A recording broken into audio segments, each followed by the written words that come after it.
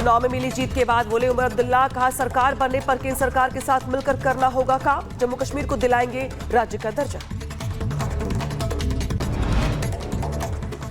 जम्मू कश्मीर में बढ़ेगी national conference की टैली। इंद्रवाल से निर्दलीय विधायक प्यारे लाल आज नेशनल कॉन्फ्रेंस में होंगे शामिल। एनसी ने 42 सीटों पर हासिल की जीत।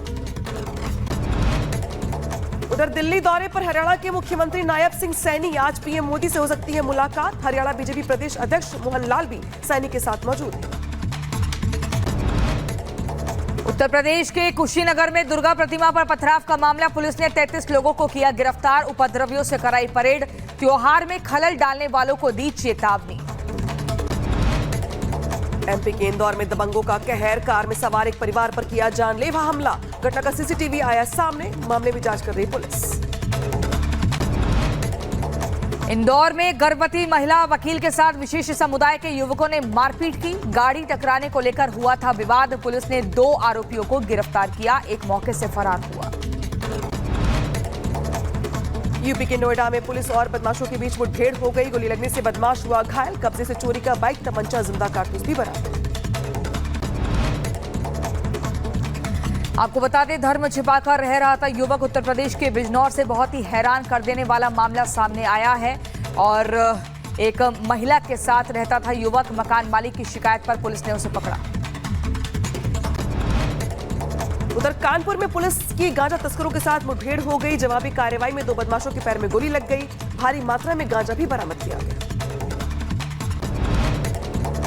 उत्तर प्रदेश के शाहजहांपुर में अवैध पटाखे के ठिकाने पर पुलिस का छापा। टेंट की आड़ में पटाखों का चल रहा था अवैध कारोबार। पुलिस ने टेंट मालिक को हिरासत में लिया। यूपी के सहारनपुर में अवैध पटाखा फैक्ट्री पर एसडीएम ने मारा छापा। बिना लाइसेंस चलती दिखाई दी पटाखा फैक्ट्री। भारी मात्रा में पटाखा बनाए जाने वाले सामान भी बरामद किए गए। एफआईआर दर्ज की गई।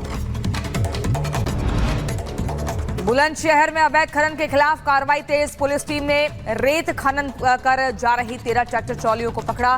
कार्रवाई से रेत खनन माफियाओं में हड़कंप मचा। यूपी के ग्रेटर नोएडा में बदमाशों के हौसले बुलंद। सड़क पे जा रही महिला से लूटी चेन की घटना जो सीसीटीवी में कैद हुई। महाराजगंज में बॉर्डर एरिया पर एसएसबी की कार्रवाई। अवैध रास्ते में से भारत में प्रवेश कर रहे ब्राजील के नागरिकों को गिरफ्तार किया। उधर यूपी के गौतम बुद्ध नगर में हंगामा हुआ। यूनिवर्सिटी के अंदर आपस में भिड़े छात्रों के 2 गुट, जमकर हुई मारपीट का वीडियो सोशल मीडिया पर वायरल।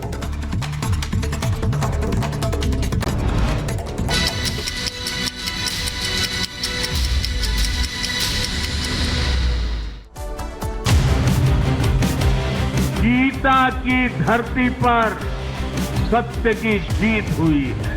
हरियाणा के लोगों ने मोदी जी के कामों पर मोहर लगाई है। हरियाणा में 2 लोग कपड़े तैयार करके राजभवन का जो है रास्ता नाप रहे थे, वो बेचारे घर में बैठे रहे। कांग्रेस को थोड़ा सा तो गहराई में जाके सोचना होगा।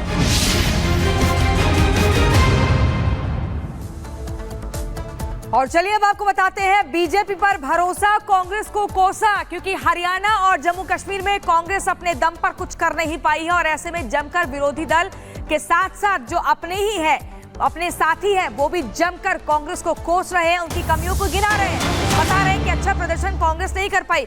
खराब नतीजों पर अपनों ने ही कांग्रेस को घेरा। आपको बता दें, जम्मू कश्मीर में नेशनल कॉन्फ्रेंस के साथ कांग्रेस चुनाव लड़ रही थी और वहां पर अच्छी सीटें नहीं आई। उमर अब्दुल्ला ने सीधे तौर पर निशाना साधा। खराब नतीजों पर निशाना साधते हुए उमर अब्दुल्ला ने कांग्रेस को तीखा यहां पर हमला किया और सीधे तौर पर ये बताया कि कांग्रेस अपने दम पर अच्छा प्रदर्शन नहीं कर पाई, कहीं ना कहीं लापरवाही दिखी है। हरियाणा पर गहराई से सोचे कांग्रेस, ये भी उमर अब्दुल्ला ने कहा है कि हरियाणा पर गहराई से सोचने की कांग्रेस को जरूरत है और राजभवन जाने वाले घर बैठे हैं। उमर अब्दुल्ला का ये कहना है। क्या कुछ वो कह रहे हैं, आपको सुनवाते हैं। हरियाणा में अब बैठ के समझना पड़ेगा। मतलब मैं तो पहले ही से कहता था कि ये एग्जिट पोल जो हैं ये आप खामखा वक्त बर्बाद कर रहे हो, लेकिन इतना गलत। और जो लोग मतलब अपनी कपड़े तैयार करके राजभवन का जो है रास्ता नाप रहे थे, वो बेचारे घर में बैठे रहे और बीजेपी ने तीसरी बार वहाँ हुकूमत बनाई। अब इसके पीछे क्या वजूहात हैं उस पर कांग्रेस को थोड़ा सा तो गहराई में जाके सोचना होगा, लेकिन वो मेरा काम नहीं है। मेरा काम यहाँ पे जम्मू कश्मीर नेशनल कॉन्फ्रेंस को चलाना है और अलायंस की मदद करना है, जो मैं करूँगा। और बड़ी खबर दिल्ली से है, जहां पे हरियाणा में बम्पर जीत के बाद हरियाणा के मुख्यमंत्री नायब सिंह सैनी पहुंचे हैं दिल्ली पीएम मोदी से मुलाकात करने के लिए। बड़ी खबर आ रही है, जहां पे जीत के बाद नायब सिंह सैनी पीएम मोदी से मुलाकात करने के लिए दिल्ली पहुंच रहे हैं। और जीत के बाद ये पहला मौका जब पीएम मोदी से मुलाकात करेंगे नायब सिंह सैनी, और वो चेहरा जिसने हरियाणा में माहौल और मौका दोनों बदल दिया, जहां पे जो बाजी थी वो बीजेपी के खाते में जा गिरी। और देखिए किस तरीके से बीजेपी ने यहां पे बम्पर जीत हासिल की। लिहाजा जीत के बाद जो सेलिब्रेशन का दौर है वो यहां पर चल रहा है, और सेलिब्रेशन के बीच जो हरियाणा के मुख्यमंत्री नायब सिंह सैनी वो पहुंचे हैं दिल्ली पीएम मोदी से मिलने के लिए। पीएम आवास पहुंचे हैं नायब सिंह सैनी, और जीत के बाद ये पहला मौका होगा जब दोनों नेताओं की मुलाकात होगी। और देखिए जिस तरीके से पीएम मोदी के चेहरे के साथ साथ राज्य के तौर पर नायब सिंह सैनी के चेहरे को यहाँ पे आगे रखा गया। राज्य में जो योजनाएं लागू की गई थी उसको लेके यहाँ पे जिस तरीके से प्रचार किया गया, तो उन योजनाओं के साथ साथ जो रणनीति थी पीएम मोदी की और नायब सिंह सैनी की, वो यहाँ पे काम कर गई। लिहाजा हरियाणा में बीजेपी को बम्पर जीत हासिल हुई, रिकॉर्ड तोड़ यहाँ पे बहुमत मिला बीजेपी को। और अब मुलाकातों का दौर जारी, क्योंकि बहुत जल्द ही शपथ ग्रहण से लेकर तमाम जो तैयारियां हैं वो भी यहाँ पर होने वाली है, सरकार का गठन होने वाला है। उससे पहले जीत के बाद पहुंचे हैं हरियाणा के मुख्यमंत्री पीएम मोदी से मुलाकात करने के लिए। तस्वीरें आप देख रहे हैं। आपको बता दें, जीत के बाद दिल्ली में नायब सैनी की मौजूदगी है। ये जानकारी मिल रही है कि पीएम मोदी से मुलाकात नायब सिंह सैनी की इस वक्त चल रही है, और ऐसे में कई महत्वपूर्ण मुद्दों पर बात हो सकती है, क्योंकि लगातार नायब सिंह सैनी जीत का श्रेय प्रधानमंत्री नरेंद्र मोदी को देते हुए सुनाई दिए हैं, देखे गए हैं। और वहीं पीएम मोदी ने भी इस नतीजों के बाद बीते दिन नायब सिंह सैनी को फोन करके शुभकामनाएं दी थी। और लगातार आपको बता दें, जीत का जश्न पार्टी के कार्यकर्ता बना रहे हैं, खुशी व्यक्त कर रहे हैं, और उन फैक्टर्स को भी अब देखा जा रहा है जो जीत का कारण बना। बड़ी खबर आपको बता रहे हैं, हरियाणा के नतीजों पर मनोहर लाल का बयान, साइलेंट वोटर ने बड़ी भूमिका निभाई। तो यहाँ पे साइलेंट वोटर्स ने अहम भूमिका निभाई, वो वोटर्स जो कि जिसको लेकर के कांग्रेस ने नैरेटिव सेट करने का प्रयास किया, लेकिन हरियाणा की जनता ये जान चुकी थी और ये मान चुकी थी कि जो सरकार की योजनाएं हैं वो उनके हित में है। लिहाजा उस पर जनता ने अपनी सहमति की मुहर लगाई। क्या कुछ कह रहे मनोहर लाल खट्टर, सुनवाते हैं आपको। भारतीय जनता पार्टी नरेंद्र मोदी जी के नेतृत्व में जिस प्रकार के काम कर रही है, सारे देश में माहौल अच्छा है, जनता को उनकी नीतियां भा रही हैं, जनता रिस्पॉन्ड कर रही है। जो काम है, चाहे वो केंद्र सरकार की ओर से हो, हरियाणा सरकार की ओर से हो, सब काम इतने अच्छे हो रहे हैं, लोगों को भा रहे हैं। तो लोगों के मन को भाने वाले इस प्रकार का जो रिजल्ट दिया है, और साइलेंट वोटर जो है इसमें बहुत बड़ी भूमिका निभाई है उसने, क्योंकि वोकल वोटर तो हमेशा मीडिया में इधर उधर जा करके या जाके एजेंसियों को अपनी बात बताता है, साइलेंट वोटर को भी बताता नहीं है। और जो गरीब वोटर है, जो जिसको कहना चाहिए अभावग्रस्त जीवन जीते हैं, उनके लिए मोदी जी की नीतियां बहुत बड़ा रोल अदा कर रही हैं। तो देखिए, एक तरफ बीजेपी की हरियाणा में जबरदस्त प्रचंड जीत होती है, हैट्रिक लगा दी जाती है बीजेपी द्वारा, और वहीं दूसरी तरफ प्रधानमंत्री नरेंद्र मोदी बीती शाम दिल्ली में अपने संबोधन के लिए पहुंचते हैं, जिसमें उन्होंने कांग्रेस को जमकर धोया। यहां तक कि प्रधानमंत्री ने कांग्रेस पार्टी को परजीवी भी करार दिया। कैसे, सुनिए इस रिपोर्ट में।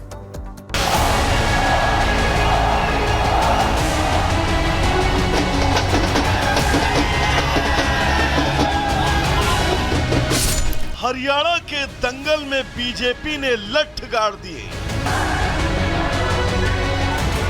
तमाम एग्जिट पोल पर प्रश्न चिन्ह लगाती बीजेपी की जीत बहुत खास है, क्योंकि एक तरफ एंटी इनकम्बेंसी का दावा और दूसरी तरफ किसानों खिलाड़ियों की मनगढ़ंत नाराजगी, इन सब को पीछे छोड़ बीजेपी ने वो कर दिया जो हरियाणा के इतिहास में आज तक नहीं हुआ, यानी कि जीत की हैट्रिक। और इस हैट्रिक के बाद वक्त था प्रधानमंत्री के सामने आने और हरियाणा की जनता को धन्यवाद करने का। सूरज ढलते ही हरियाणा में तीसरी बार जीत का सूर्योदय करने के बाद प्रधानमंत्री मंच पर पहुंचे और जनता का धन्यवाद किया। हरियाणा में तीसरी बार लगातार कमल खिला है। गीता की धरती पर सत्य की जीत हुई है। गीता की धरती पर विकास की जीत हुई है। गीता की धरती पर सुशासन की जीत हुई है। हर जाति, हर वर्ग के लोगों